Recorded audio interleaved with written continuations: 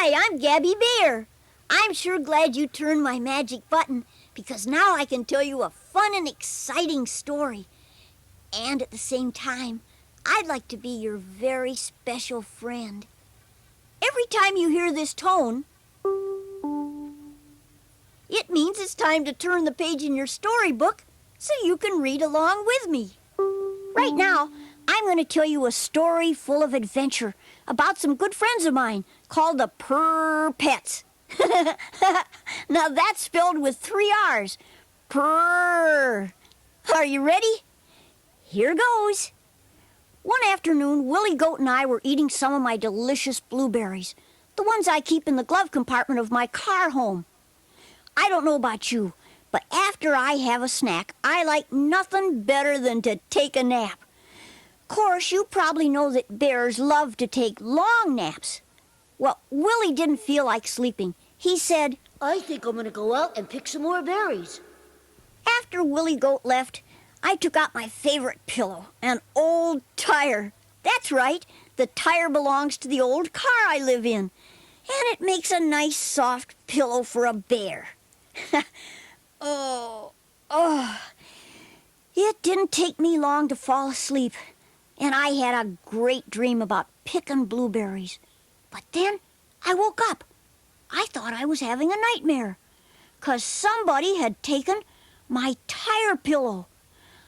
I looked everywhere, but couldn't find it. You know, I had become so used to that pillow that I knew I wouldn't be able to sleep a wink without it.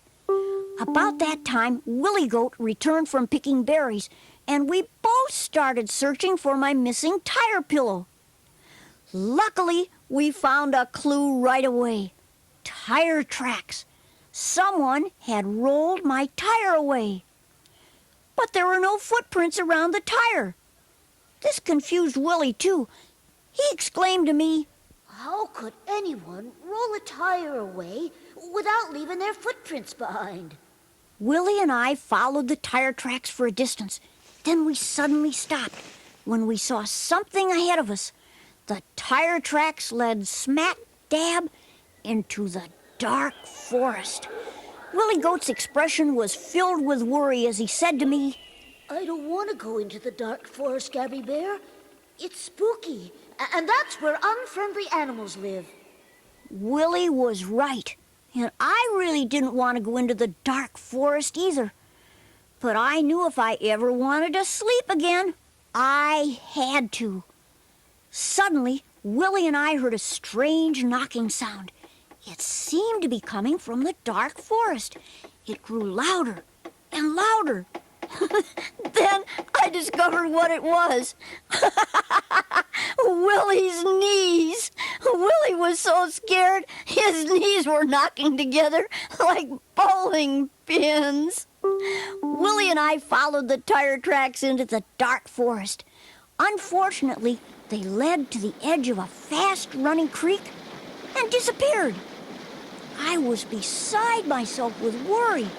The tire tracks were our only clue to finding my tire pillow, and now they were gone. While I was trying to figure out what to do, Willie decided to wash up his rainbow horn.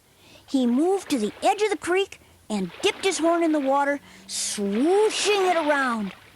Suddenly, Willie Goat slipped on a wet rock. He fell head first into the creek and was washed away in the current. I learned something new about Willie that day when he yelled out to me, Help me, Gabby Bear! They didn't teach me how to swim on the goat farm! I ran down the creek, staying alongside Willie.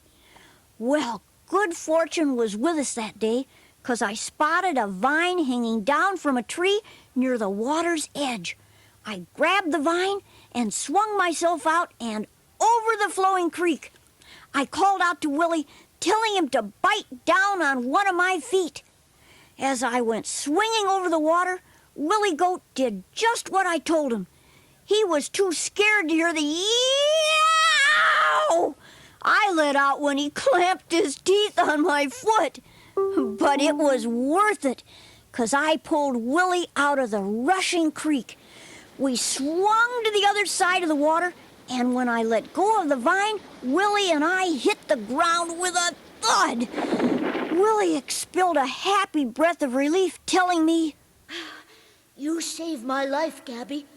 I don't know how I'll ever repay you.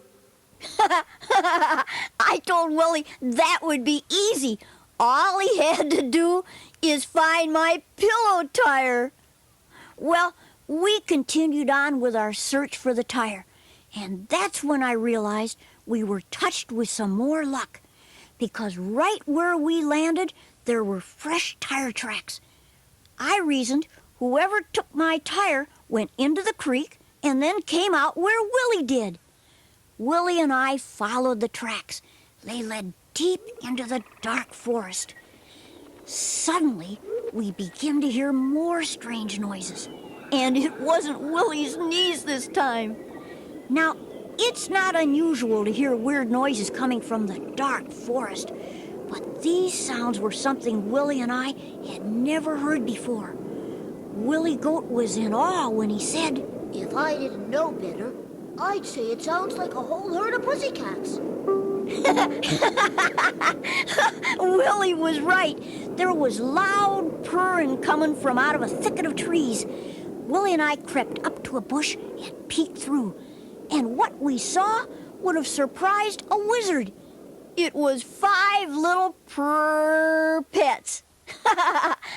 Purrr Pets are fuzzy little fellows with tiny legs and a tail. Cutest little buggers you ever want to see. The Purrr Pets had my tire pillow. They were having the time of their lives with it as they wheeled it around in a circle. 4 of them were running inside the tire, making it go around, sort of like a treadmill. And there was one Purrr Pet, I guess the leader, running in place on top of the tire.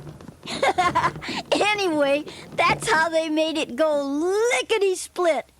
Willie and I decided to get my tire pillow. It looked like an easy enough thing to do, but it wasn't, 'cause when the Purrr Pets saw us coming, those little fuzzy balls started purring louder. I guess it was purr talk. And what they were saying to each other was, "Let's get out of here!" And get away they did. Why, they made that tire of mine go faster than it ever did on a car. It kicked up dust, spinning away, leaving Willie and me behind. Willie and I chased the little creatures as fast as we could run. By now, though, the Purrr Pets had learned to wheel my tire pretty good. They were fast. The tire bounced over logs and swerved around holes in the ground like it was propelled by a motor of its own. There was no way the Purrr Pets were going to let us catch them and take back my tire pillow. Then something started to happen. The wind began to blow real hard. Leaves and swirls of dust were flying everywhere. The wind was blowing on the tire, pushing it, making it go even faster. The Purrr Pets lost control of the tire. Willie cried out with concern. Wow! The Purrr Pet on top of the tire is running so fast his legs are a blur! And his buddies inside the tire must be getting dizzy. I had to admit, it was quite an awesome sight. And I knew those furry little fellas were sorry they took my tire pillow. Suddenly, things went from bad to worse for the Purrr Pets. The tire sped down a hill, headed for the edge of a cliff. Willie and I were too far behind to stop the tire and save the Purrr Pets. All we could do was look in shock as my tire flew over the cliff's edge, spinning out into midair. Willie Goat couldn't believe his eyes when he yelled, Look, Gabby, the Purrr Pets have turned your tire pillow into a flying saucer. He was right. My tire did look like a UFO for a few seconds. But luckily for the little creatures, the tire caught on a dried-up old branch that stuck out from the side of the cliff. The tire hung there with the branch going through its middle. The Purrr Pets were clinging for dear life, and they weren't acting like little rascals anymore. Willie and I peered over the edge of the cliff, wondering what we were going to do to save them. That's about the time the Purrr Pets started purring again. This time they purred in a worried manner, and I knew they were asking for help. Willie and I figured the old branch the tire was hanging on wasn't going to hold up long, and I knew it for sure when I saw it crack slightly. There was no way we could get to the tire. The Purrr Pets were just too far away for us to reach them.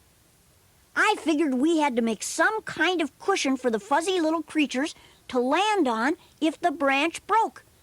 But to do this, we had to go to Farmer Grumble's place at the edge of the dark forest. Willie was worried. He said to me with mixed emotions, Farmer Grumbles is out to get me. I'm taking a big chance if I go to his farm, Gabby. But we've got to save the Purrr Pets. At Grumble's farm, Willie and I were sneaking near the chicken coop, collecting feathers. We found some old potato sacks and were stuffing them like pillows. But back at the cliff, the Purrr Pets were hanging on to the tire for life and limb.